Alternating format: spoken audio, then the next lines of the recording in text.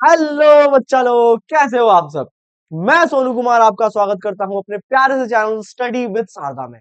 और आज की इस वीडियो में हम लोग अपने पोल साइंस का जो फोर्थ चैप्टर है, जेंडर रिलीजन एंड कास्ट, उसका वन शॉट कवर करेंगे। और इस वन शॉट के बाद मैं आपको गारंटी देता हूं कोई भी कॉन्सेप्ट आपसे बचा नहीं रह जाएगा।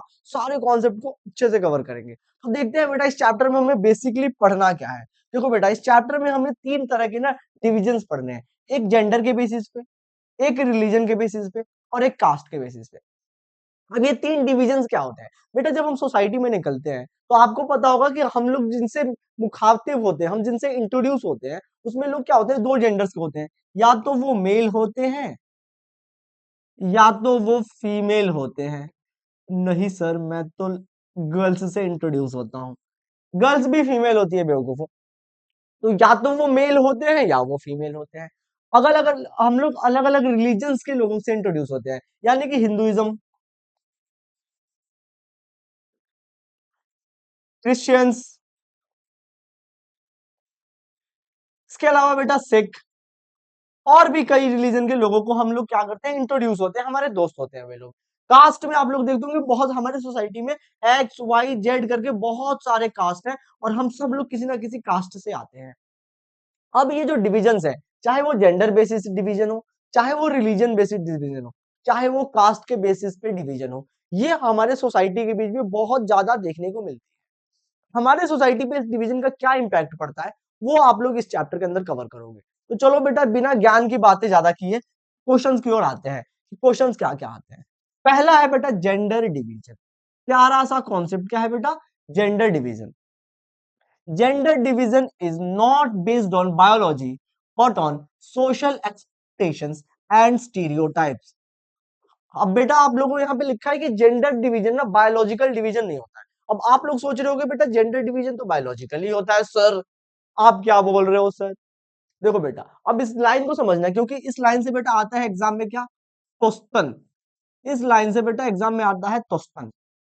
तो देखो समझो ध्यान से, जेंडर का जो डिवीजन है वैसे तो भगवान ने बायोलॉजिकल डिवीजन बना के भेजा है, भगवान ने ही डिवाइड करके भेजा है। बट हमने अपनी सोसाइटी में क्या कर लिया है, इस डिवीजन को एक हमने स्टीरियोटाइप बना लिया है।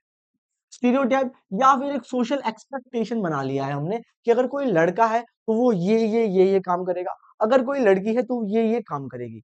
लड़का ये नहीं कर सकता और लड़की ये वाले काम नहीं कर सकती। अब ये क्या बोल रहे हो सर, समझ में नहीं आ रहा। समझो देखो, gender division means division of work between men and women, but in our country it is not a biological but on social expectation, what society and family expect from the both। हमारे देश में कह दिया गया है भैया कि लड़के को यही काम करना है, जैसे कि लाइक कुकिंग, वॉशिंग और क्लीनिंग, ये सारे माना जाता है कि ये सब औरतें करेंगी। while men have some other outgoing works, और माना जाता है कि जो मैन होंगे वो सारे आउटगोइंग वर्क्स करेंगे। तो आप लोग को एक बात समझ में आ रही होगी क्या, अब क्या समझ में आई होगी कि ये जो जेंडर डिवीजन है वो हमारे देश के अंदर, हमारे इंडियन सोसाइटी के अंदर बेसिकली बायोलॉजिकल डिवीजन नहीं है, वो एक सोशल डिवीजन हो चुका है, एक स्टीरियोटाइप बन चुका है कि अगर तुम लड़का हो तो तुम ये काम नहीं कर सकते, तुम खाना नहीं बना सकते। अगर तुम लड़के हो तो तुम मेहंदी नहीं लगा सकते। अगर तुम लड़की हो तो तुम बाहर वर्क नहीं कर सकती। ऐसे एक हमने स्टीरियोटाइप बना लिया है, और यही जो जेंडर डिवीजन का बेटा सबसे बड़ा डिसएडवांटेज है। तो अब एग्जाम में क्वेश्चन आता है क्या, कि gender division is not based on biology but on social expectation and stereotype, support the statement. तो अब आई होप आप लोगों को समझ में आ गया होगा कि बायोलॉजिकल डिवीजन नहीं है हमारे सोसाइटी में ये।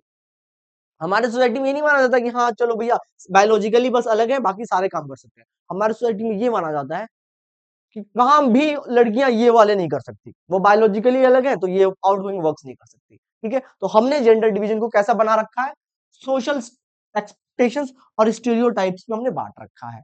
आई होप आपको समझ में आया होगा। जब भी आपको ऐसे क्वेश्चंस आए तो आप लोग बेसिकली वर्क मेंशन कर देना। अब हम क्या देखेंगे, विमेन फेस डिसएडवांटेजेस। विमेन को कैसे कैसे डिसएडवांटेजेस हमारे सोसाइटी में फेस करने पड़ते हैं।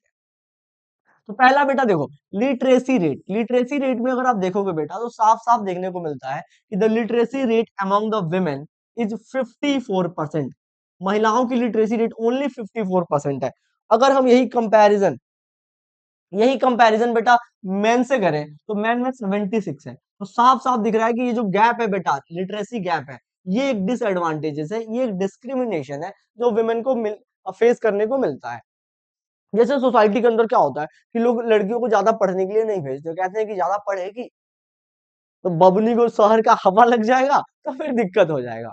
ये देखने को मिलता है, आप लोगों की रील्स में भी आप लोगों ने सुना होगा कि बबनी के लागल बा शहर के हवा, ऐसा सुना होगा कोई रील।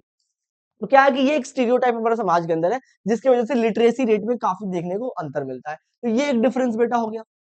दूसरा डिफरेंस जॉब्स में, जॉब्स में क्या मिलता है, a woman works an hour more than a man on an average yet her work is neither valued paid. Generally jobs में हमें देखने को मिलता है बेटा कि एक एवरेज, बेटा अगर हम काम देखें तो एक विमेन जो है वो डेली 1 घंटे ज्यादा काम करती है एक मैन से। ये बेटा सर्वेज बताते हैं कि एक एवरेज विमेन जो है वो 1 आवर मोर वर्क करती है मैन से, बट उसका जो वर्क होता है वो कभी पेड नहीं होता। घर के अंदर सारे जो काम होते हैं बच्चों को होमवर्क कराने से लेके, तो एक हमें क्या देखने को मिल रहा है कि जॉब्स में भी क्या है, वो ज्यादा वर्क कर रही है बट उनको पेड जॉब नहीं है, उनके अनपेड जॉब्स है सारे। थर्ड क्या है बेटा, वेजेस। वेजेस क्या है सर, कि though there is an equal wages act which states that women technique act the equal remuneration act should be paid. यहाँ पे बेटा ये स्पेलिंग मिस्टेक्स हो गए हैं, यहाँ पे इसको काटना पड़ेगा। Though there is an equal wages act which state that women should be paid equal wages for equal work, women are still paid less for the same work. Wages में भी बेटा साफ साफ डिस्क्रिमिनेशन देखने को मिलता है। क्या डिस्क्रिमिनेशन देखने को मिलता है सर, तो वेजेस में बेटा डिस्क्रिमिनेशन देखने को मिलता है कि सेम वर्क, अगर सेम वर्क एक वुमेन करती है और एक मैन करता है तो साफ साफ ये देखने को मिलता है कि वुमेन को क्या है बेटा कम पैसे मिलते हैं। आप लोग स्कूलों के अंदर ये चीजें विजिबल कर पाते होंगे। बेसिकली प्राइवेट स्कूल्स में क्या होता है कि वुमेन को सेम सब्जेक्ट को पढ़ाने के लिए कम पैसे मिलते हैं, अगर वही मेल टीचर होता है तो मेल टीचर को ज्यादा पैसे मिलते हैं। तो ये साफ साफ यहाँ पे देखने को मिल रहा है कि वेजेस में भी ऑल दो वो लोग इक्वल वर्क करती है बट उन्हें कम पैसा मिलता है। फोर्थ वन डिस्क्रिमिनेशन क्या होता है बेटा, sex ratio. Most parents prefer boy children to girl children, female infanticide foeticide are common in our country, this has resulted in unfavourable sex ratio. हम लोग ये भी देखते हैं बेटा कि सोसाइटी के अंदर ज्यादातर लोग जो है, मोस्टली जो लोग हैं वो हमेशा लड़के की उम्मीद करते हैं, कहते हैं कि लड़का होना चाहिए सबको, जिसकी वजह से क्या हुआ हमारे देश में बेटा सेक्स रेशियो जो है वो बहुत ऊपर नीचे हो गया है। यानी पर 1000 मेल पे, 1000 लड़कों पे बेटा जो नंबर ऑफ गर्ल्स हैं वो कम होती जा रही है, 950 930 ऐसे नंबर्स होते जा रहे हैं। तो सेक्स रेशियो में भी क्या है, लड़कियों के नंबर्स काफी कम होते जा रहे हैं। तो ये एक डिस्क्रिमिनेशन देखने को मिलता है। बहुत से लोग, आप लोगों को पता होगा बेटा, फीमेल इन्फेंटिसाइड करा देते हैं। यानी कि जब घरों में औरतें प्रेग्नेंट होती हैं तो पहले ही साइंस टेक्नोलॉजी के द्वारा ये पता कर लेते हैं कि जो बेबी है पेट के अंदर वो कौन से जेंडर का है, और अगर वो फीमेल हो तो इन्फेंटिसाइड करा के क्या करते हैं, उसको मार देते हैं। ऑल दो इंडिया के अंदर ये इलीगल है, फिर भी एक डिस्क्रिमिनेशन के रूप में देखने को मिलता है। और लास्ट है बेटा सोशल एविल। फिफ्थ पॉइंट है social evil. Society in general and urban centres in particular is not safe for women, dowry harassment, physical abuse, sexual harassment are routine tales. और फिफ्थ डिस्क्रिमिनेशन जो बेटा सबसे important discrimination है वो है social evil. हमें देखने को मिलता है कि एक सोसाइटी में वुमेन को डेली बेसिस पे बेटा सेक्सुअल हरासमेंट, मतलब कोई उसके ओर घूर रहा है, कोई उसको देख रहा है। इसके अलावा डॉरी यानी कि दहेज के लिए उसको परेशान किया जाता है शादी के बाद। फिजिकल एब्यूजेस, कभी भी देखना दो लोग लड़ते हैं तो फिर गालियों में हमेशा वुमेन का ही नाम आता है। तो ये तरह के डिस्क्रिमिनेशन देखने को मिलते हैं। तो आप लोग इसको अच्छे से समझ लो कि वुमेन को कितने तरह के डिस्क्रिमिनेशन देखने को मिलते हैं, 5 टाइप्स ऑफ डिस्क्रिमिनेशन। पहला, लिटरेसी रेट उनकी कम है। दूसरा, जॉब्स में उनको पैसे नहीं मिलते, ऑल द वे ज्यादा 1 घंटे काम करती है। तीसरा हो जाएगा वेजेस, इक्वल वर्क करने के बाद भी इक्वल वेजेस नहीं मिलती। सेक्स रेशियो काफी कम होते जा रहा है फीमेल इन्फेंटिसाइड की वजह से। और लास्ट वन है सोशल एविल, जिसमें आप आना एक डॉरी आ जाएगा और भी बहुत सारे रीजंस हो जाएंगे। ठीक है, तो ये अपन को याद रख लेना है बेटा। ठीक है, ये देखो आपके एग्जाम्स के क्वेश्चंस हैं बेटा जो प्रीवियस ईयर में आए हैं। क्या क्वेश्चन है, how gender division on social expectations create a biasness against women। Gender division करने की वजह से, सोशल तरीकों से जो हमने जेंडर डिवीजन किया है उसके वजह से वुमेन को कैसे बायसनेस झेलनी पड़ती है। जैसे हमने बेटा सोशल डिवीजन किया है उसके अकॉर्डिंग हमने अपने सोसाइटी में एक बात बता दी है। क्या बता दी है, कि कोई भी लड़की वर्क नहीं कर सकती, जॉब नहीं कर सकती। और इसके वजह से महिलाओं को कितनी तरह के बेटा दिक्कतों का सामना करना पड़ रहा है। तो ये हमें इसको हमें इस आंसर के अंदर लिखना है कि हमारे सोशल एक्सपेक्टेशंस की वजह से जो हमने डिवीजन कर रखा है, विमेन को कैसे प्रॉब्लम झेलनी पड़। समझ में आया आप लोग को कौन कौन से डिस्क्रिमिनेशन झेलने पड़ रहे हैं? बेसिकली आप लोग प्रीवियस स्लाइड वाला आंसर वहां पे लिख सकते हो। अगला question, women in India continue to be discriminated leading to their unequal position in the society, justify the statement। यहां भी बेटा हमें यही बताना है कि विमेन को कैसे डिस्क्रिमिनेशन सोसाइटी में किया जाता है। ये सारे बेटा प्रीवियस ईयर क्वेश्चन है, बहुत इंपॉर्टेंट क्वेश्चन है। तो आई होप ये दो क्वेश्चन आपको कवर हो गए होंगे, क्या कि विमेन के खिलाफ कैसे डिस्क्रिमिनेशन होता है। और ये ऊपर वाला क्वेश्चन बेटा आपको बता रहा है कि कभी कभी लैंग्वेज चेंज करके आता है, लेकिन अपन को समझना होता है कि क्या पूछ रहा है। ठीक है, तो वहां पे आप लोग इजीली आंसर लिख पाओगे। आगे की तरफ बढ़ते हैं भाई, आगे की तरफ बढ़ते हैं। Women's political representation. अब हम लोग देखेंगे बेटा कि पॉलिटिक्स के अंदर विमेन्स का क्या सीन है। क्या विमेन बहुत ज्यादा आप लोगों को नेता देखने को मिलती है, महिला नेता? शायद ही कभी मिलती होंगी। जब हमारे दिमाग में नेता आते हैं तो हमारे दिमाग में क्या आता है? धोती कुर्ता स्कॉर्पियो, मुंह में पान, और पान खा के भैया जी वोट दे दीजिएगा, यही आता है हमारे दिमाग में। शायद ही हमारे दिमाग में कोई फीमेल लीडर आती हो। क्यों? क्योंकि हमने अपने दिमाग में ना अपने सोसाइटी में एक बना रखा है कि विमेन जो है वो पॉलिटिक्स नहीं कर सकती, और यही सोशल एक्सपेक्टेशन बेटा सबसे बड़ी प्रॉब्लम है। तो देखते हैं कि विमेन की political representation. The percentage of elected women members in Lok Sabha has touched 14.36% of its total strength for the first time in 2019। हमारे देश में बेटा 2019 के इलेक्शन में पहली बार, हमें 24 वाला डेटा वैसे ना भी लिखेंगे तो चलेगा, पहली बार 2019 के इलेक्शन में विमेन एमपीज कितनी हुई थी बेटा? 14.36%। समझ रहे हो आप? ये कितना पुअर डाटा है बेटा, कितना पुअर डेटा है। समझ रहे हो? 14.36%। एक्चुअल देश में नंबर कितने है विमेन की? ऑलमोस्ट 50%। अब ये बता बेटा कि ऑलमोस्ट 50% कोई आदमी है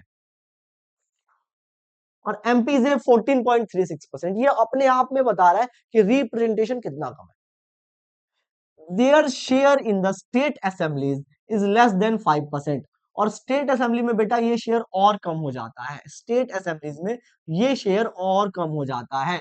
लोकसभा के अंदर तो तब भी वर्ल्ड को दिखाने के लिए हमने 14.36% विमेन एमपीज रखे हैं, लेकिन स्टेट असेंबलीज में ये 5% से भी कम हो जाता है।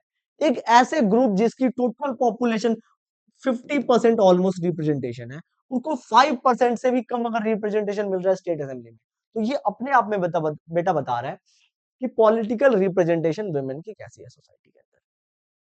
ठीक है बेटा, what can be done to improve the representation of women in legislature. अब हमसे पूछ रहा है कि चलो भैया रिप्रेजेंटेशन तो मान लिया सर, हमने पता है कि लोकसभा के अंदर 14.36% है, स्टेट असेंबलीज में 5% से भी कम है, दुख की बात है। अच्छा कैसे करेंगे, कैसे हम इसको इंप्रूव कर सकते हैं? देखो, reservation of seats for women should be in parliament and state legislature. बेटा हम क्या कर सकते हैं कि पार्लियामेंट के दोनों हाउसेज में, पार्लियामेंट में हाउस होती है क्या सर? हाँ होती है, तुम्हारी किचन होती है, बेडरूम होती है बेवकूफ। पार्लियामेंट में बेटा बेसिकली दो हाउसेज होते हैं, एक होता है लोकसभा, एक होता है राज्यसभा। इन दोनों ही हाउसेज में हम रिजर्वेशन दे सकते हैं विमेन लीडर्स को, रिजर्वेशन ऑफ सीट, सीट को रिजर्व कर सकते हैं। ना सिर्फ पार्लियामेंट में, स्टेट लेजिस्लेचर में भी बेटा, स्टेट लेजिस्लेचर में एटलीस्ट 20% या 30% का रिजर्वेशन देके हम लोग क्या कर सकते हैं? विमेन की रिप्रेजेंटेशन इंप्रूव कर सकते हैं। अगला सेकंड पॉइंट क्या है भाई? Second point, in panchayat and municipalities 1/3 seat should be reserved for women. और जो लोकल बॉडीज के इलेक्शन है, जैसे पंचायत इलेक्शंस और म्युनिसिपालिटीज इलेक्शंस, यहाँ पे हम लोग 1/3 ऑफ द सीट रिजर्व कर सकते हैं। 1/3 ऑफ द सीट रिजर्व करके हम लोग नंबर्स बढ़ा सकते हैं।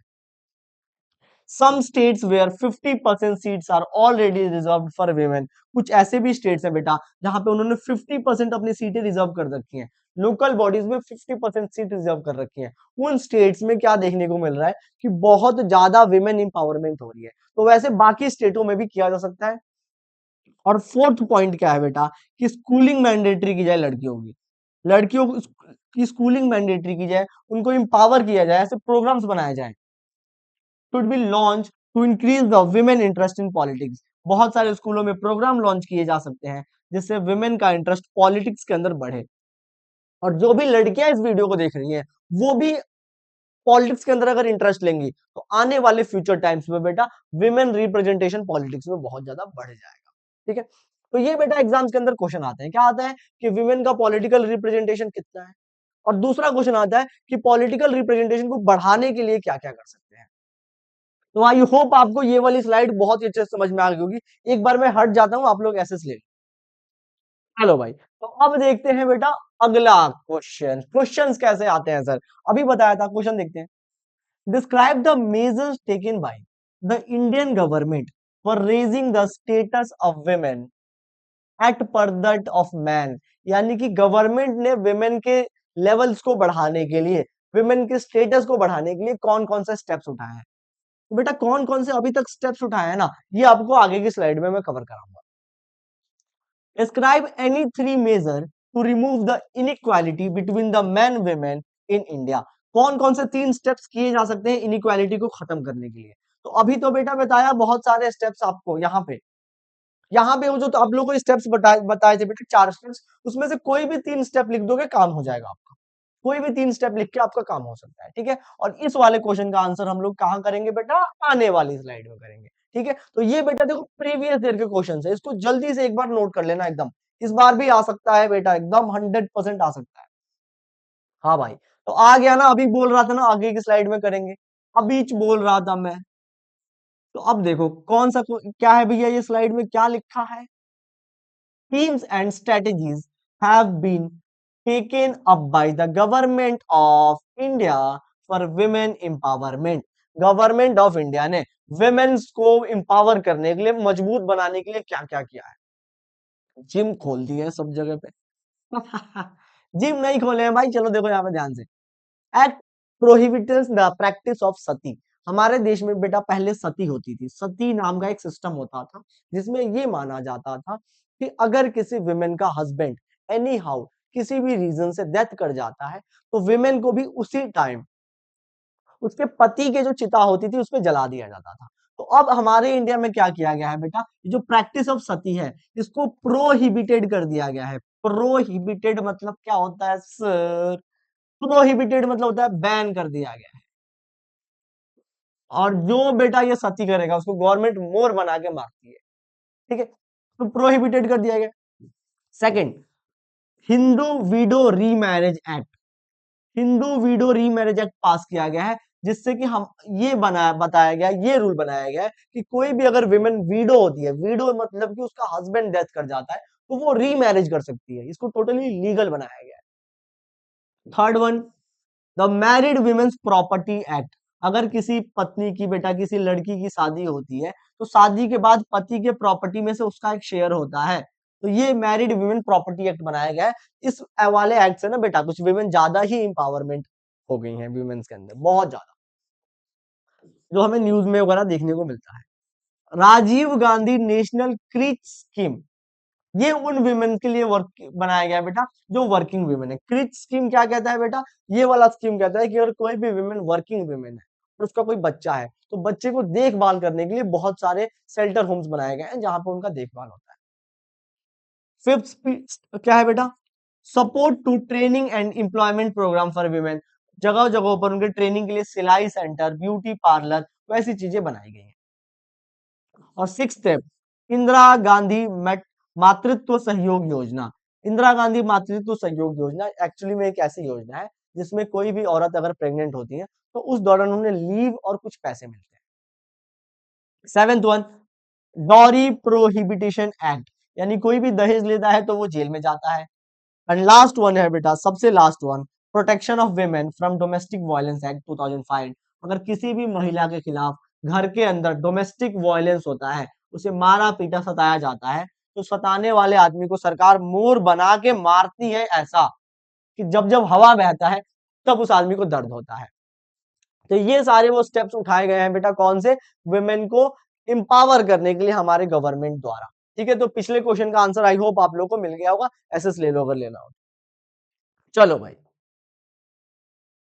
तो अब बेटा ना हमने क्या किया ना, ये पिछले इस स्लाइड के अंदर हमने विमेन डिस्क्रिमिनेशन को बहुत अच्छे से देखा कि विमेन डिस्क्रिमिनेशन है क्या, पॉलिटिकल रिप्रेजेंटेशन कितना है, और इस डिस्क्रिमिनेशन को जो हो रहा है मेल और फीमेल के बीच, इसको कैसे अच्छा किया जा सकता है, ये तो हमने देख लिया। अब हम लोग अगली स्लाइड में बेटा रिलीजन को देखेंगे, रिलीजन बेसिस डिस्क्रिमिनेशन, ये क्या होता है सर, तो तुम नहीं समझोगे लक्ष्मण, कुछ कुछ होता है। ठीक, religion, communalism and politics. Gandhi ji आ गए भाई, गांधी जी आ गए, सब लोग अपना अपना चश्मा पहन लो।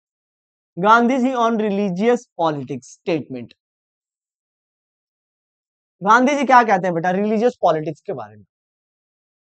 Religion can never be separated from politics. हाँ, अपन को देखो इसमें पढ़ना क्या है, एक बार मैं बताता हूँ। देखो अपन को ये पढ़ना है ना कि क्या पॉलिटिक्स के अंदर रिलीजन सही है या नहीं है, ये अपन को पढ़ना है। जनरली जब हम लोग वोट देने जाते हैं तो क्या रिलीजन वाला फैक्टर हमें अपने दिमाग में रखना चाहिए या नहीं रखना चाहिए, ये इसमें पढ़ना है। गांधी जी रिलीजन के बारे में कहते हैं बेटा कि कभी भी पॉलिटिक्स से रिलीजन को अलग नहीं किया जा सकता, पॉलिटिक्स से रिलीजन को अलग नहीं किया जाता, ऐसा गांधी जी कह रहे हैं। क्या कह रहे हैं गांधी जी, आगे देखते हैं। According to Gandhi ji, religion was not related to any particular religion like Hinduism or Islam, but moral values that inform all religion. Politics must be guided by the ethics drawn from the religion. Gandhi ji कहते हैं बेटा, गांधी जी समझो गांधी जी क्या कह रहे हैं। गांधी जी कह रहे हैं कि पॉलिटिक्स बिना रिलीजन के नहीं चल सकती, लेकिन यहाँ पे रिलीजन का मतलब, यहाँ पे रिलीजन का मतलब हिंदुइज्म या इस्लाम नहीं है। यहाँ गांधी जी कहते हैं कि यहाँ पे रिलीजन मतलब हिंदुइज्म या इस्लाम नहीं है। गांधी जी कहते हैं कि अगर किसी आदमी को पॉलिटिक्स करनी है तो किसी एक रिलीजन को बेस मान के पॉलिटिक्स ना करे, सारे रिलीजन को पढ़े, जाने, और हर रिलीजन में जो कुछ एथिक्स हैं, कुछ मोरल वैल्यूज हैं, उसको अपने अंदर लाए और अपनी पॉलिटिक्स करे। ये गांधी जी के व्यूज है, समझ रहे हो आप लोग क्या, कि किसी एक रिलीजन को फॉलो ना करें, हर रिलीजन के अंदर जो अच्छी बातें हैं उसको अपनाए और फिर वैसे पॉलिटिक्स करें। इसलिए गांधी जी क्या कहते हैं कि religion can never be separated from politics. Exam के लिए बेटा V V V V V I question है, इतनी बार मैंने वी लिखा है इसका मतलब इतने बार ये एग्जाम में आया है। तो खाओ अपने सर पे हाथ रख के कसम, ये क्वेश्चन बिल्कुल अच्छे से कर लोगे। कसम है हमें गंगा मैया के साथ, एक एक को चुन चुन के करेंगे। अगला देखते हैं, ह्यूमन राइट्स ग्रुप क्या कहते हैं। ह्यूमन राइट्स ग्रुप क्या होता है सर, हमें तो व्हाट्सएप ग्रुप पता है। ह्यूमन राइट्स ग्रुप समझो बेटा ध्यान से। एक्चुअली हमारे देश के अंदर कुछ ऐसे लोग होते हैं जो इंसानों के लिए काम करते हैं, ह्यूमन राइट्स के लिए काम करते हैं, उन्हीं को कहा जाता है ह्यूमन राइट्स ग्रुप। ये बेसिकली ज्यादा पढ़े लिखे लोग होते हैं। तो ह्यूमन राइट्स ग्रुप क्या कहते हैं, क्या रिलीजन पॉलिटिक्स के अंदर होनी चाहिए, इसके बारे में ह्यूमन राइट्स ग्रुप क्या कहते हैं। Most of the victims of communal rights in our country are people from religious minorities. They have demanded that the government should make laws so that the interest of religious minorities can be protected. Human right groups हमेशा से ही बेटा हमारे देश में एक बात बोलते हैं कि जब भी किसी देश के अंदर कम्युनल राइट्स होते हैं, कम्युनल राइट्स मतलब दंगे होते हैं जब भी किसी देश में, तो उन दंगों में मरता कौन है, दंगों में बेटा मरता वो है जो कि रिलीजियस माइनॉरिटी होता है, मतलब जिसके धर्म में लोग कम होते हैं। जैसे इंडिया में बेटा सिख धर्म में बहुत कम लोग हैं, क्रिश्चियन रिलीजन में कम लोग हैं, मुस्लिम्स जो है वो कंपैरेटिवली माइनॉरिटीज हैं। तो जब भी दंगे होते हैं तो दंगे में रिलीजियस माइनॉरिटीज लोग मरते हैं। इसीलिए ह्यूमन राइट्स ग्रुप हमेशा से गवर्नमेंट से कहते हैं कि government should make laws so that the interest of religious minorities can be protected. सरकार को रूल बनानी चाहिए कि माइनॉरिटीज को हमेशा ही क्या मिले, प्रोटेक्शन मिले।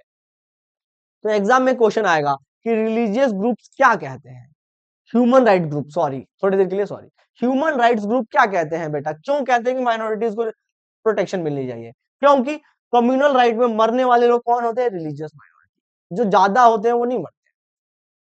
और लास्ट बेटा विमेन मूवमेंट्स, विमेन ने भी बेटा बहुत ज्यादा कहा है कि पॉलिटिक्स में जो रिलीजन है, रिलीजन के अंदर रिफॉर्म होना चाहिए। औरतें भी हमेशा कहती हैं, वो लोग रिलीजन वाली पॉलिटिक्स करती हैं और कहती हैं कि ये रिलीजन में रिफॉर्म होना चाहिए। क्यों कहती हैं, family laws of women in all religion discriminate against women. Due to this, various women demanded for the change in family law. समझो बेटा, ध्यान से समझो। हमारे देश में क्या है ना बेटा, हर एक धर्म का अपना फैमिली लॉ है। थोड़ा कॉन्सेप्चुअल लीजिए, हर एक धर्म का अपना फैमिली लॉ है। फैमिली लॉ में जनरली गवर्नमेंट इंटरफेयर नहीं करती है। जैसे हिंदू धर्म का अपना फैमिली लॉ है, मुस्लिम रिलीजन में अपना फैमिली लॉ है, सिख और क्रिश्चियनिटी में भी वही चीज है, अपना अपना फैमिली लॉ। तो गवर्नमेंट क्या करती है ना बेटा, फैमिली लॉज में इंटरफेयर नहीं करती है, लेकिन इन फैमिली लॉज में विमेन का स्टेटस बहुत नीचे रखा है। जब बहुत नीचे रखा गया, इससे भी नीचे, ठीक है, बहुत नीचे रखा गया है, तो होता क्या है कि विमेन डिमांड करती है कि गवर्नमेंट फैमिली लॉज में रिफॉर्म करे, और गवर्नमेंट टाइम टाइम पे ये रिफॉर्म कर रही है। जैसे मुस्लिम फैमिली लॉ में बेटा एक रूल था, क्या था कि अगर किसी ने 3 बार तलाक बोल दिया तो विमेन को तलाक हो जाती है। तो ये तो बहुत गलत बात है भाई, समझ रहे हो ना कितनी गलत बात है। जैसे मान लो कि ऐसे गलती से ही बोल दिया तलाक, बच्चे को पढ़ा रहे हैं, क्या लिखा है तलाक, फिर से बोल क्या लिखा है तलाक, बोलना क्या लिखा है तलाक, हो गया तलाक, फिर तो ठीक, वो अलग रोने छोड़ दिया मुझे, ठीक। तो समझ रहे हो आप लोग, तो गवर्नमेंट ने क्या किया, इन फैमिली लॉज में चेंज किया। जैसे 3 तलाक अभी रिसेंटली गवर्नमेंट ने हटा दिया है, ठीक है। वैसे हिंदू रिलीजन के फैमिली लॉज में भी बहुत सारी कमियां हैं, जिसको गवर्नमेंट ने दूर करने का काम किया है। जैसे सती, अभी मैंने बताया आप लोगों को कि सती को गवर्नमेंट ने हटा दिया, ठीक है। तो ये पूछा जाता है बेटा एग्जाम में कि विमेन मूवमेंट्स क्यों फैमिली लॉज में रिफॉर्म करने की बात कहती है। इसलिए कहती है क्योंकि सभी रिलीजन्स में, in all religions, the status of women is very low, that's why, इसीलिए वो कहती हैं कि रिफॉर्म करना चाहिए। तो रिलीजन पे बेटा अलग अलग लोगों के पॉइंट ऑफ व्यू समझे। गांधी जी का पॉइंट ऑफ व्यू समझा, क्या कहते हैं गांधी जी कि रिलीजन और पॉलिटिक्स को अलग अलग नहीं किया जा सकता, रिलीजन और पॉलिटिक्स को अलग अलग नहीं किया जा सकता, दोनों एक है बिल्कुल। हम तुमसे अलग नहीं होंगे फगुनिया, हम तुमको इतना चाहते हैं, इतना चाहते हैं, हम क्या बताएं तुमको कितना चाहते हैं।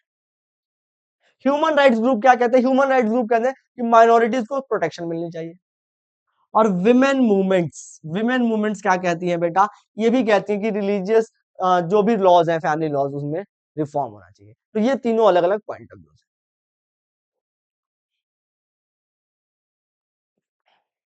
अगला एक प्यारा सा डेफिनेशन है बेटा, कम्युनलिज्म। अगला प्यारा सा डेफिनेशन है बेटा, कम्युनलिज्म। कम्युनलिज्म, हमने तुमको देखा, a belief in which the followers of a particular religion believe that their religion is superior over other religion।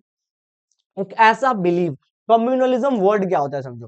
Communalism मतलब एक ऐसी आइडिया जिसमें हम ये मानते हैं कि my religion is best than other religion.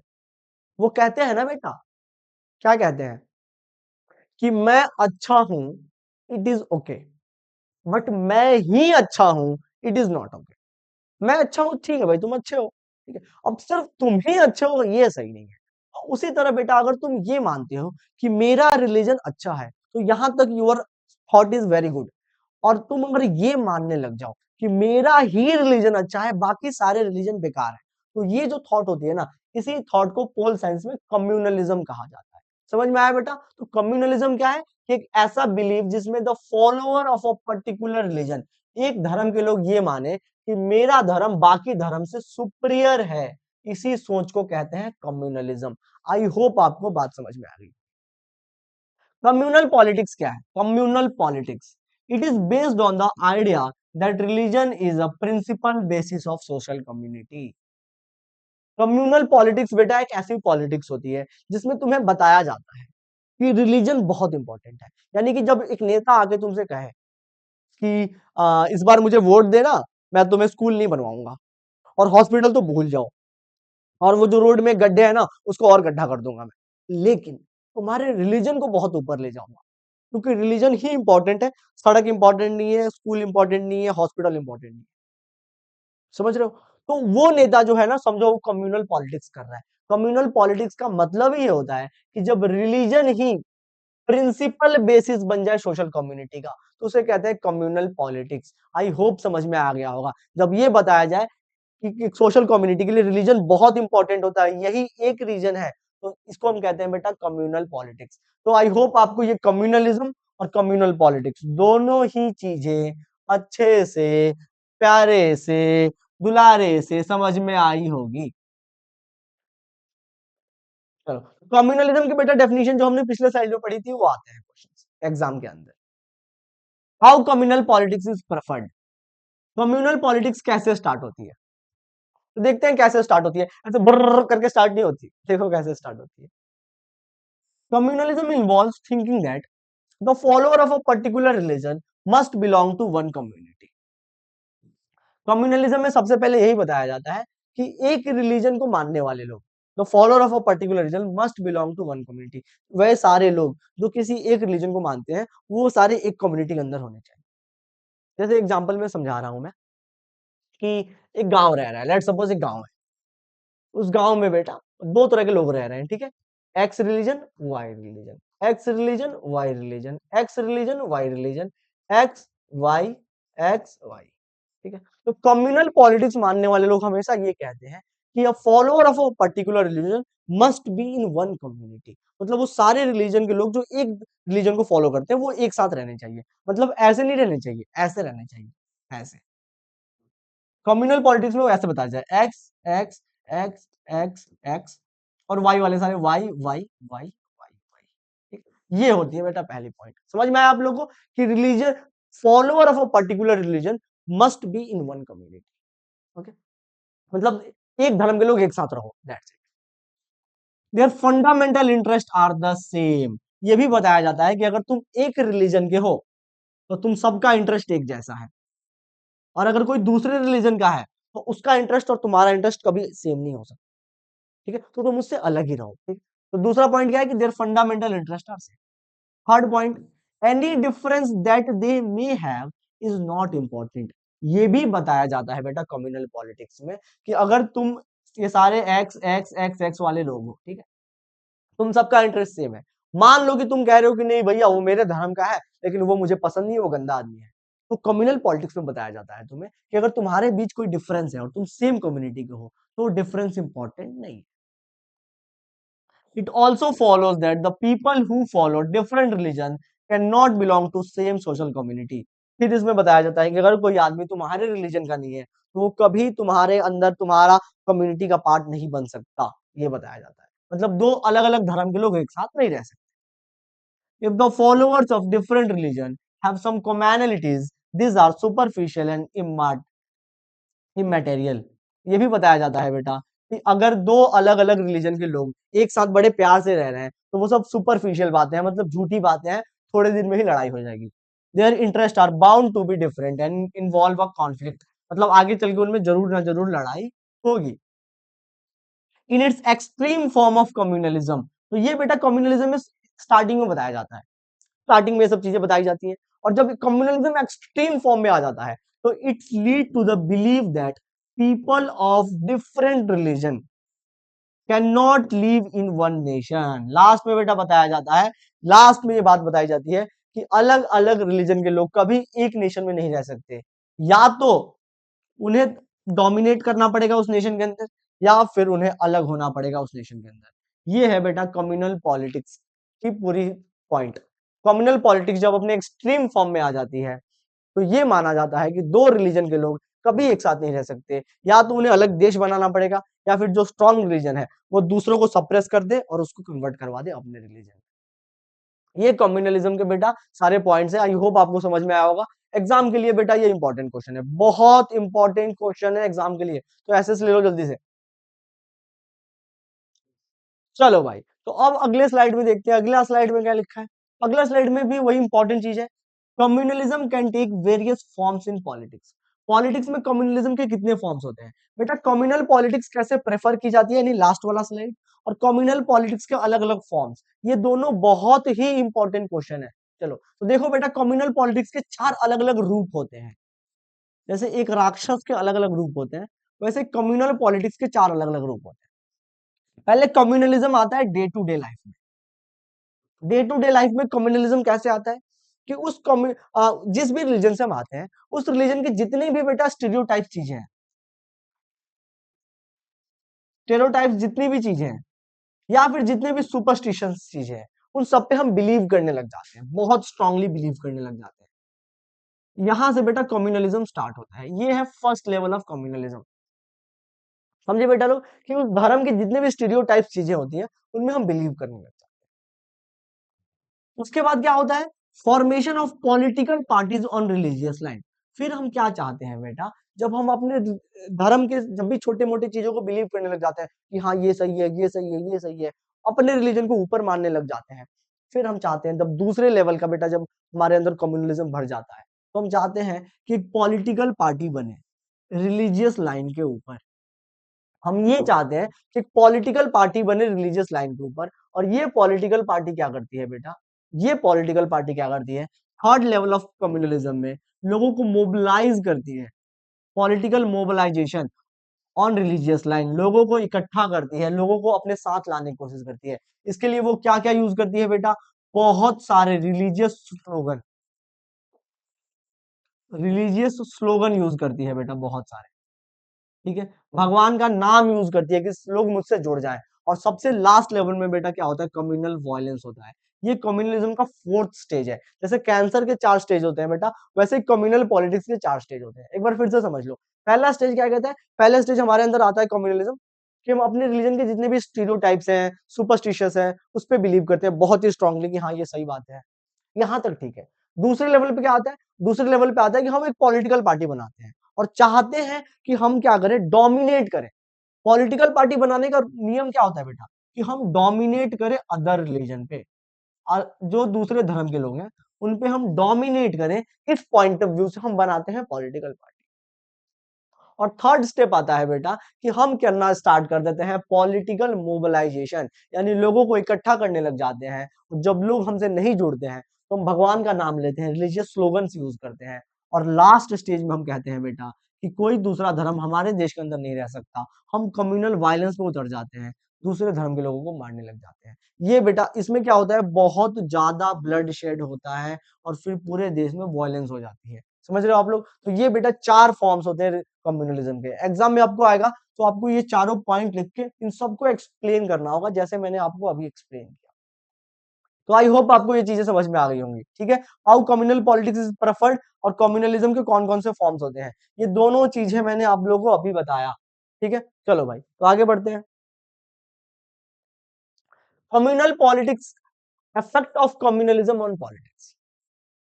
अब कम्युनलिज्म का पॉलिटिक्स पे क्या इफेक्ट होता है, ये जो कम्युनलिज्म चीज है ये देश के ऊपर कैसा प्रभाव छोड़ती है अपना।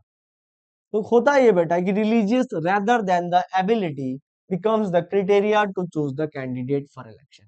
अब लोग क्या करने लग जाते हैं, जब सारे लोग एक देश के अंदर कम्युनल हो जाते हैं, धर्म के चश्मे से लोगों को देखते हैं, तो वो क्या करते हैं, वो करते हैं कि जो एबल आदमी होता है, जो सक्षम आदमी होता है, उसके अलावा रिलीजियस आदमी को वोट करने लग जाते हैं।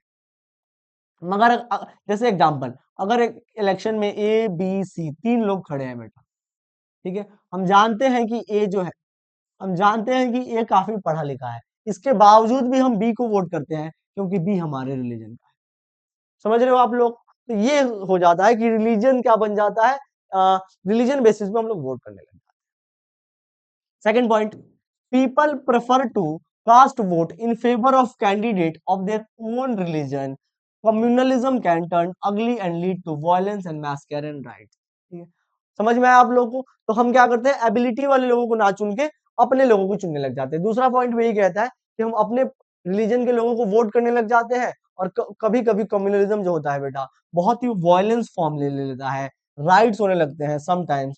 Voters polarise on communal line and cast their vote accordingly. ठीक है, और फिर क्या होता है, कम्युनल राइट्स होने लग जाते हैं। तो कम्युनल पॉलिटिक्स के 2 इफेक्ट होते हैं। ठीक है, इतनी चीजें अगर नहीं समझ में आ रही तो इधर देख लो, कौन कौन से 2 फॉर्म्स होते हैं।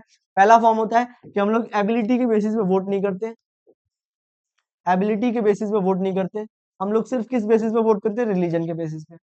ये पहला पॉइंट होता है, सिर्फ रिलीजन के पॉइंट पे वोट करते हैं।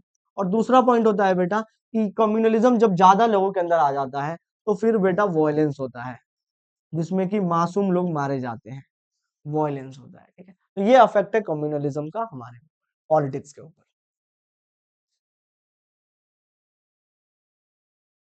ये कम्युनलिज्म तो बुरी चीज है। अब तक एक बात तो समझ में आ गई sir, communalism communalism communalism communalism इतनी बार बोला आपने कि एक बात तो समझ में आ गई, कम्युनलिज्म बुरी चीज है। अब इस बुरी चीज को कैसे कॉम्बैट कैसे करें, भगाएं कैसे इसको, लिख दे, भाग कोरोना, कोरोना गो, कोरोना गो, ऐसे लिख दे ना भाई। कम्युनिज्म को देश से हटाने के कुछ स्टेप्स हैं, ये भी इंपॉर्टेंट है बहुत ज्यादा। The election commission should prepare a code of conduct for parties so that religion is not used in politics. क्या करना चाहिए बेटा, इलेक्शन कमीशन को, यानी हमारे देश में जो इलेक्शन कराने वाली बॉडी है इलेक्शन कमीशन, उसको कुछ ऐसे नियम बनाने चाहिए कि कोई भी पॉलिटिकल पार्टी कभी भी पॉलिटिक्स के अंदर रिलीजन को यूज ना करे, ऐसे कुछ नियम बनाने चाहिए तगड़े से, जिसे हम कहते हैं कोड ऑफ कंडक्ट।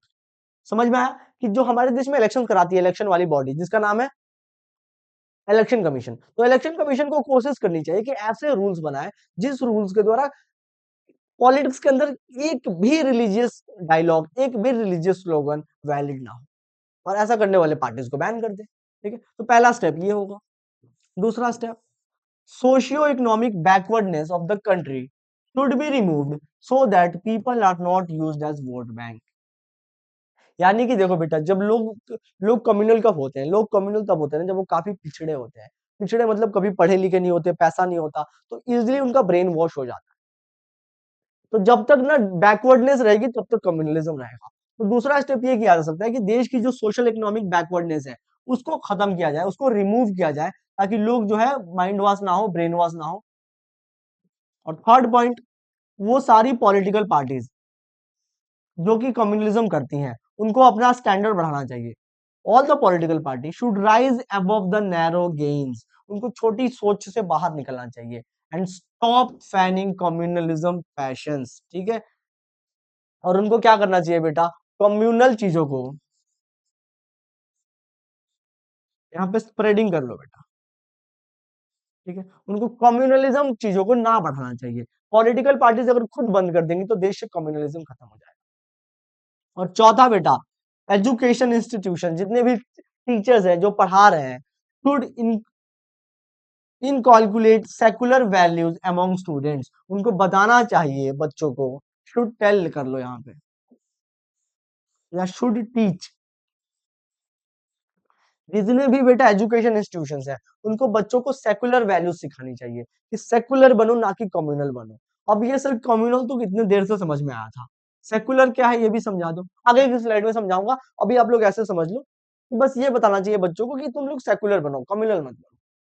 और पांचवा पॉइंट कि हमारे टीवी चैनल्स, रेडियोज, एनजीओज या फिर हम आम लोगों को क्या करना चाहिए, ऐसे ऐसे प्रोग्राम्स लॉन्च करने चाहिए।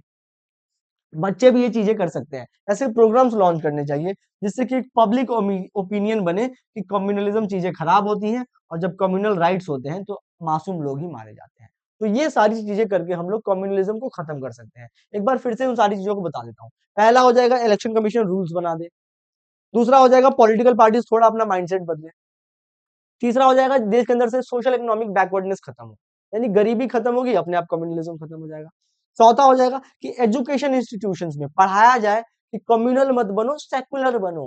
क्या बनो, सेकुलर। और फिफ्थ पॉइंट है बेटा कि जब टीवीज, रेडियोज, एनजीओज ऐसे ऐसे प्रोग्राम्स करेंगे तो जिसमें बताया जाए कि कम्युनलिज्म खराब होती है, तो कम्युनलिज्म अपने आप समाज से इरिडिकेट खत्म हो जाएगा हमेशा के लिए। ठीक है, तो ये बेटा आई होप आपको समझ में आया होगा।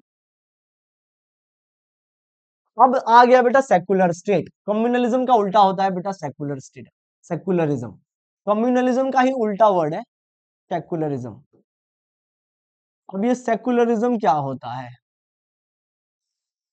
सेकुलरिज्म मतलब होता है एक ऐसी सोच, जैसे आपको बताया था कम्युनलिज्म एक ऐसी सोच होती है जिसमें हम ये मानते हैं कि my religion is super religion, मेरा धर्म दुनिया का सबसे ताकतवर धर्म, और बाकी सारे लोग बेकार है, इसको कम्युनलिज्म कहते हैं।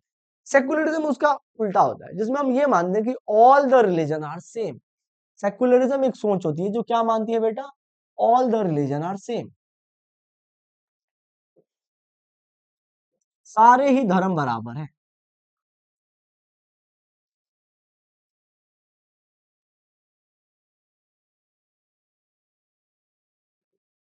तो अब देखते हैं बेटा सेकुलर स्टेट क्या होता है।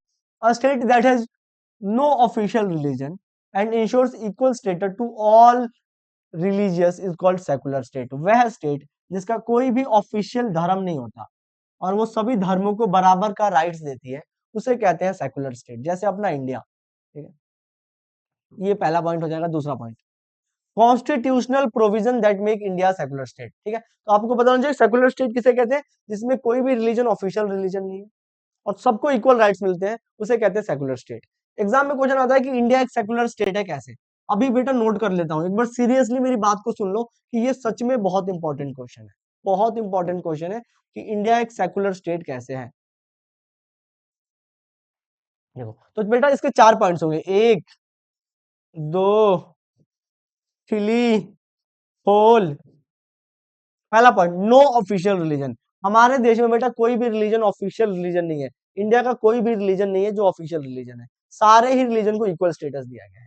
जैसे पाकिस्तान के अंदर इस्लाम को ऑफिशियल रिलीजन बनाया गया है, श्रीलंका के अंदर बुद्धिज्म है ऑफिशियल रिलीजन, लेकिन इंडिया के अंदर ऐसा कुछ नहीं है। पहला क्या है, नो ऑफिशियल रिलीजन। दूसरा point, right to religion has fundamental right. हमारे देश में बेटा राइट टू रिलीजियस फ्रीडम करके एक फंडामेंटल राइट है, जिसमें यह बताया गया है कि आपको फ्रीडम है कि आप कोई भी धर्म मान सकते हो। आपको फ्रीडम है बेटा कि आप कोई भी धर्म मान सकते हो। आप हिंदू धर्म मानो, आपकी धर्म पत्नी मुस्लिम धर्म माने, आपका एक बेटा सिख हो जाए, दूसरा बेटा अपना नाम रख ले डेविड, क्रिश्चियन हो जाए, सरकार को घंटा फर्क नहीं पड़ता है। तुम्हें जो करना है करो। सुबह बेटा जाके नमाज पढ़ लो, शाम को मंदिर में आरती कर लो, बाद में गुरुद्वारे में लंगर के टाइम पे लंगर जाके चख लो, और फिर 25 जनवरी को यशु यशु यशु यशु करो। किसी को कोई फर्क नहीं पड़ता बेटा। तो ये अच्छी बात है हमारे देश के अंदर। दूसरा पॉइंट। तीसरा पॉइंट, नो डिस्क्रिमिनेशन। हमारा कॉन्स्टिट्यूशन बेटा प्रोहिबिट करता है कि कोई भी रिलीजियस ग्राउंड पे डिस्क्रिमिनेशन नहीं कर सकता। अगर ऐसा कोई भी आदमी करता है तो उसको मार के गवर्नमेंट मोर बना देती है।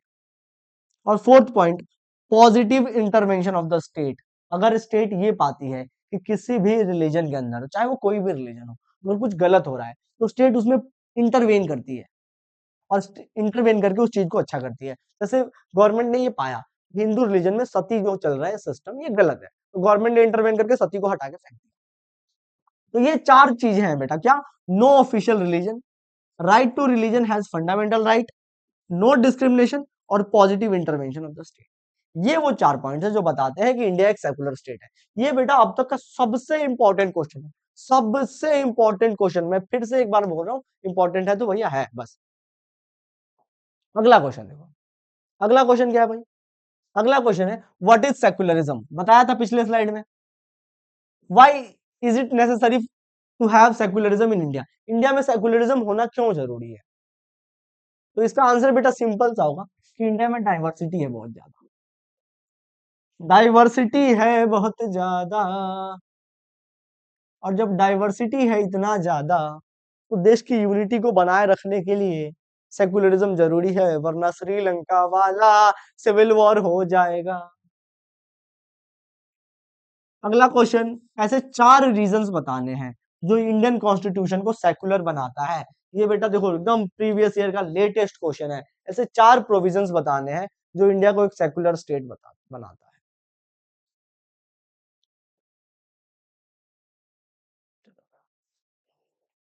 आई होप आप लोगों ने वो क्वेश्चंस देख लिए होंगे। अब हम लोग को इस स्लाइड से ना बेटा कास्ट सिस्टम के बारे में पढ़ना है। कास्ट सिस्टम क्या होता है, जैसे कि हमने जेंडर देख लिया, रिलीजन देख लिया, ये भी समझा कि जेंडर में कैसे लोगों में अंतर किया जाता है, रिलीजन के बेसिस पे कैसे लोगों में अंतर करके उन्हें लड़ाया जाता है। अब हम लोग कास्ट सिस्टम के बारे में पढ़ेंगे कि कैसे कास्ट में लोगों में अंतर करके क्या किया जाता है, उन्हें लड़वाया जाता है। तो सबसे पहले हमें कास्ट सिस्टम के बारे में पढ़ना होगा, होता क्या है ये कास्ट सिस्टम।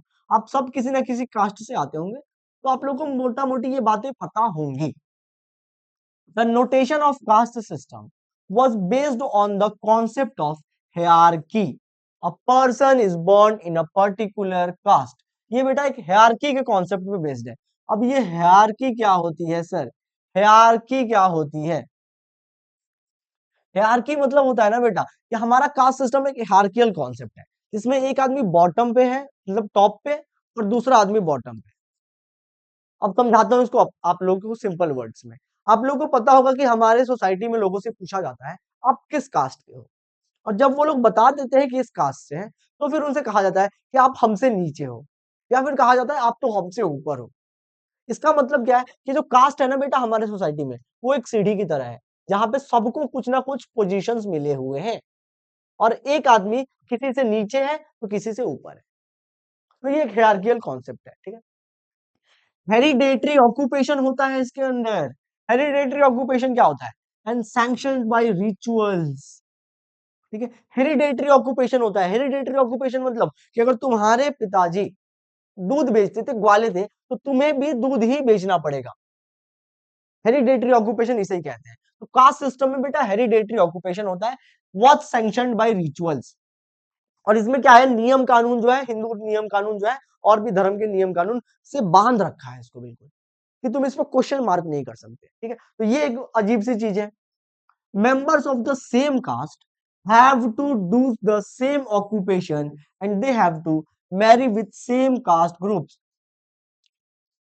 एक कास्ट के लोगों को एक ही काम करना पड़ेगा। जैसे यहाँ पे चार लोग हैं, ए बी सी और डी। अगर वो लोग सेम कास्ट के हैं चारों लोग, तो ये चारों लोग काम भी क्या करेंगे, सेम करेंगे, और शादियां भी ये लोग आपस में ही करेंगे। समझ में आ रहा है? तो ये फीचर है कास्ट सिस्टम की, कि एक ही काम करना पड़ेगा अगर आप एक जाति से हो तो, और एक जाति से हो तो शादी आपस में ही करनी पड़ेगी। शादी वाली बात तो तुम लोगों को पता होगी पहले से। Caste system was based on discrimination against outcasts. This led to inhuman practice of untouchability। और कास्ट सिस्टम में ये भी बताया गया है कि कुछ जातियां बेटा आउटकास्ट हैं, जो सोसाइटी के निचले यानी बॉटम पोजीशन पे हैं, और उनके साथ कास्ट सिस्टम में बहुत ज्यादा इनह्यूमन प्रैक्टिस होता है, जिसे हम अनटचेबिलिटी कहते हैं। अनटचेबिलिटी मतलब होता है बेटा छुआछूत, जिसे हम कहते हैं। ये है बेटा कास्ट सिस्टम के इंडिया में फीचर्स। ये एक हायरार्कियल कॉन्सेप्ट है, यानी कोई ऊपर कोई नीचे। हेरिडेटरी ऑक्यूपेशन होता है, मतलब तुम्हारे पापा ने जो किया था वही तुम्हें करना पड़ेगा। एक कास्ट के लोग एक ही काम करते हैं और आपस में शादियां करते हैं। और सबसे जो बेटा सबसे नेगेटिव फेज है इसका, सबसे डार्क साइड है कास्ट सिस्टम का, वो है अनटचेबिलिटी। जो एक पूरे कास्ट के लोगों को कहा जाता है कि तुम हमारे साथ टच नहीं हो सकते। ऑल दो इंडिया में अब अनटचेबिलिटी टोटली बैन हो चुकी है, लेकिन कहीं कहीं देखने को अभी भी मिलती है। देखते हैं बेटा, reasons which have contributed to change in the caste and caste system in India। India में कास्ट सिस्टम चेंज कैसे कर पाए? ऑल दो इंडिया में बहुत सारा कास्ट सिस्टम के अंदर बेटा चेंज हो चुका है। अब ये चेंज कैसे हुआ है वही हमें पढ़ना है। Efforts of political leaders and social reformers like Mahatma Gandhi ji, Bhimrao Ambedkar, इन लोग who advocated and worked to establish a society in which caste inequalities are absent। Bhimrao Ambedkar और गांधी जी, इसके अलावा ज्योतिबा फुले, इन लोगों ने क्या किया बेटा, बहुत कोशिश की, जिसकी वजह से क्या है, आज सोसाइटी के अंदर कास्ट सिस्टम जो है वो बहुत कम हो चुका है। तो पहला तो इनका कंट्रीब्यूशन है भैया, फर्स्ट पॉइंट इनका कंट्रीब्यूशन। दूसरा point, due to economic development. दूसरा पॉइंट है इकोनॉमिक डेवलपमेंट। इकोनॉमिक डेवलपमेंट और अर्बनाइजेशन की वजह से क्या हुआ है कि कास्ट सिस्टम अब खत्म होते जा रहा है। इकोनॉमिक डेवलपमेंट और अर्बनाइजेशन की वजह से कास्ट सिस्टम खत्म हो रहा है। तीसरा point, due to modern education caste has undergone huge changes. यानी कि अब जो बेटा एजुकेशन हो रहा है, आजकल के बच्चे जो पढ़ाई कर रहे हैं, इनमें जो बच्चे हैं वो कास्ट सिस्टम में बिलीव नहीं करते। तो ये एक मॉडर्न एजुकेशन थर्ड पॉइंट है, जिससे कास्ट सिस्टम में चेंजेस आए हैं। Fourth point, the weakening position of landlords in villages also contributed in the irrigating the caste system। हमारे यहाँ पे जो पहले जो बेटा अमीर लैंडलॉर्ड्स थे, वो अब क्या हो चुके हैं, बहुत ज्यादा वैसे अमीर नहीं रह चुके हैं, इनके पोजीशन काफी वीक हो चुकी है, जिसकी वजह से कास्ट सिस्टम खत्म हुआ है। और फोर्थ पॉइंट, इंडिया का कॉन्स्टिट्यूशन जो है, जो कहता है कि कास्ट बेस्ड अगर कोई भी तरह का तुमने डिस्क्रिमिनेशन किया तो तुम्हें मार के क्या बना दिया जाएगा, कमेंट में करके बताओ। तो ये बेटा 5 पॉइंट्स हैं जो ये कहते हैं कि कास्ट सिस्टम की वजह, कास्ट सिस्टम जो है हमारे देश के अंदर अब खत्म हो रहा है, ठीक है। पहला लीडर्स का एफर्ट, गांधी और अंबेडकर। दूसरा इकोनॉमिक डेवलपमेंट। तीसरा मॉडर्न एजुकेशन। चौथा पोजीशन ऑफ लैंडलॉर्ड्स। एंड पांचवा बेटा कॉन्स्टिट्यूशन ऑफ इंडिया, जो कास्ट सिस्टम को टोटली प्रोहिबिट करता है। अब अगली स्लाइड देखो बेटा, अगली स्लाइड क्या कह रहा है, अगला स्लाइड कह रहा है caste can take various forms in politics. Politics के अंदर जब कास्ट घुस जाता है, तो फिर पॉलिटिक्स में कौन कौन से फॉर्म लेता है वो, ये है अगला कॉन्सेप्ट। पहला है बेटा choice of candidate during election. जब हम बेटा पॉलिटिक्स में कास्ट को बहुत ज्यादा इंटरफेरेंस हो जाती है, तो देखो क्या होता है, हम जब भी वोट देने जाते हैं तो अपने चॉइस ऑफ कैंडिडेट को देखते हैं, अपने कास्ट का कैंडिडेट देखते हैं। Sometime candidates are chosen on the basis of their caste. When political party choose candidate, they keep in mind caste composition of their voters. जब भी बेटा वोटर्स वोट देने जाते हैं तो पहला पॉइंट देखते हैं कि जो भी लीडर है वो हमारे कास्ट का है कि नहीं। ठीक है, तो choice of candidate during election पहला पॉइंट। दूसरा, caste representation in government. Government भी जब बनती है बेटा, तो गवर्नमेंट क्या करती है, हर कास्ट के लोगों को इंक्लूड करती है। क्यों इंक्लूड करती है? क्योंकि उसे पता रहता है कि अगर इस कास्ट के लोगों को इंक्लूड नहीं करेंगे तो हमें जो है अगले इलेक्शंस में ये कास्ट वोट नहीं देगी। तो दूसरा पॉइंट हो जाएगा कि कास्ट रिप्रेजेंटेशन होता है गवर्नमेंट के अंदर। यानी कुछ अच्छे लोग जो होते हैं बेटा, कुछ अच्छे लोग जो सच में उस पोजीशन पे आना चाहते हैं, गवर्नमेंट क्या करती है, हमेशा कास्ट बेसिस पे ही लोगों को मिनिस्ट्री डिवाइड करती है, तो अच्छे लोग भी दूर रह जाते हैं। लेकिन हाँ, अलग अलग कास्ट के लोगों को रिप्रेजेंटेशन मिल जाता है गवर्नमेंट में। तीसरा, during election campaign political parties appeal to caste sentiments during elections to gain support. Political party raise caste based issues. Election campaigning में क्या होता है बेटा, पॉलिटिकल पार्टीज क्या करती है, कास्ट बेस्ड इश्यूज को फोकस करती है, अलग अलग जाति के लोगों को भड़काती है ताकि वो लोग क्या करें, उस पार्टी के फेवर में वोट दे, और उनके सेंटिमेंट्स को राइज किया जाता है। और फोर्थ हो जाएगा बेटा यूनिवर्सल एडल्ट फ्रेंचाइजी। यानी हमारे देश में बेटा यूनिवर्सल एडल्ट फ्रेंचाइजी है, सबको वोटिंग राइट्स है। तो लीडर्स क्या करते हैं, लोगों को मोबिलाइज करते हैं सपोर्ट पाने के लिए, किसके नाम पे, कास्ट के नाम पे लोगों को मोबिलाइज करते हैं, और जिस कास्ट के लोग ज्यादा होते हैं उनको ज्यादा बेनिफिट मिलता है। तो कास्ट के ये चार अलग अलग फॉर्म्स होते हैं बेटा पॉलिटिक्स में। अब अगले स्लाइड के अंदर देखते हैं कि कास्ट के अलावा और कौन कौन सी चीजें होती हैं जो पॉलिटिक्स में अफेक्ट डालती हैं। तो बेटा अगर किसी के पास पैसा हो तो मनी बहुत बड़ा इंपॉर्टेंट फैक्टर होता है, कास्ट के अलावा मनी एक इंपॉर्टेंट फैक्टर होता है। मनी हो तो तुम पॉलिटिक्स में आ सकते हो। पावर, यानी अगर तुम्हारे पास किसी भी तरह का पावर है, चाहे वो मसल पावर है, चाहे वो पॉलिटिकल पावर है, तो ये इंपॉर्टेंट होता है। तीसरा प्रेस्टाइज, यानी तुम्हारा प्रेस्टाइज मतलब रेस्पेक्ट। फोर्थ पॉइंट तुम्हारा रिलीजन। और लास्ट में आती है पॉलिसी, तुमने क्या पॉलिसी बनाई है, ये सबसे लास्ट में आती है क्योंकि सबसे अच्छी पॉइंट है तो सबसे लास्ट में आती है। ठीक है, तो ये बेटा वो फैक्टर्स है ना जो पॉलिटिक्स में इन्फ्लुएंस करते हैं। जब भी हम वोट देने जाते हैं तो ये सारे फैक्टर्स को हम कंसिडर करते हैं। या तो पैसा मिल गया होता है तो हम उसको वोट कर देते हैं, या फिर कोई आदमी हमें डरा धमका के अपने पावर से हमें वोट ले लेता है, या फिर हम उसको रेस्पेक्ट करते हैं तो वोट देते हैं, या फिर रिलीजन का होता है इसलिए देते हैं, और लास्ट में या तो हमें उसकी पॉलिसीज यानी उसके काम करने का तरीका अच्छा लगता है तो वोट देते हैं। ये वो सारे फैक्टर्स हैं कास्ट के अलावा जो पॉलिटिक्स में इंपॉर्टेंट है। अब लास्ट स्लाइड है बेटा, लास्ट स्लाइड ये कि कास्ट पॉलिटिक्स के क्या क्या फायदे होते हैं। कास्ट पॉलिटिक्स जो होती है, अब देखो religious politics totally baseless politics होती है, इसके सिर्फ और सिर्फ नुकसान है। लेकिन अगर कास्ट बेसिस पे पॉलिटिक्स हो तो इसकी कुछ अच्छाइयां भी हैं। क्या है वो अच्छाइयां? Caste politics has helped people from Dalit OBC and lower caste to gain better access of decision making. Caste politics जब होती है तो जो दलित कम्युनिटी जो पहले बहुत पीछे थी, ओबीसी कम्युनिटी, लोअर कास्ट के लोग, इनको भी बेटा चांसेस मिलते हैं कि वो डिसीजन मेकिंग में पार्टिसिपेट कर। समझ में आया आप लोगों को? तो ये बहुत अच्छी बात है कि जो लोग पीछे हैं उनको मौका मिल रहा है डिसीजन मेकिंग में आने के लिए। Now people are making voice for their end of discrimination against particular caste for more dignity and more access of land. और इसके अलावा जो लोअर कास्ट के लोग होते हैं वो डिस्क्रिमिनेशन खत्म करने के लिए भी क्या करते हैं, आवाज उठाते हैं, क्योंकि पता होता है उन्हें कि हमारे वोट से गवर्नमेंट बन रही है या बिगड़ रही है। तो ये बहुत अच्छी बात है कि लोअर कास्ट के लोगों को कास्ट पॉलिटिक्स से फायदा होता है। डिसएडवांटेजेस, कास्ट पॉलिटिक्स से कुछ नुकसान भी है। क्या है? It can distract the government attention from the important issues like poverty, development and education.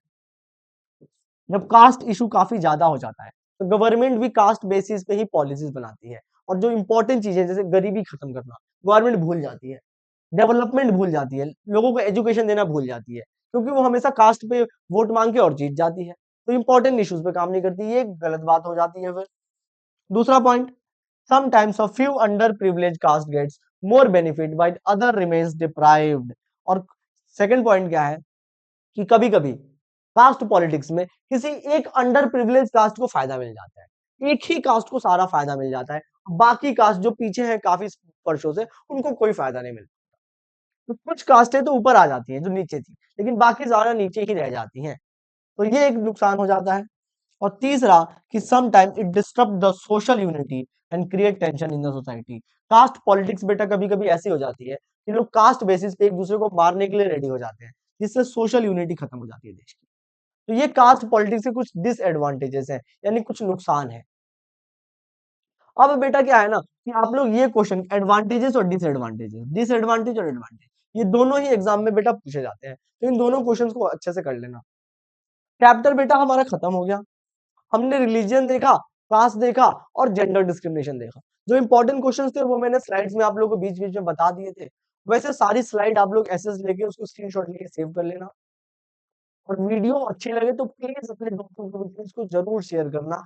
हमें कमेंट करके थोड़ा बहुत चार्ज अप करना कि हाँ ये है वो है, जो भी अच्छाइयाँ हैं आपकी जरूर आप लोग बेटा कमेंट के अंदर अपने रिव्यूज जरूर देना। आई होप आपको वीडियो अच्छा लगा होगा। खूब मन लगा के पढ़ते रहो। Thank you for watching the video again. और खूब मन लगा के पढ़ते रहो। Bye everyone.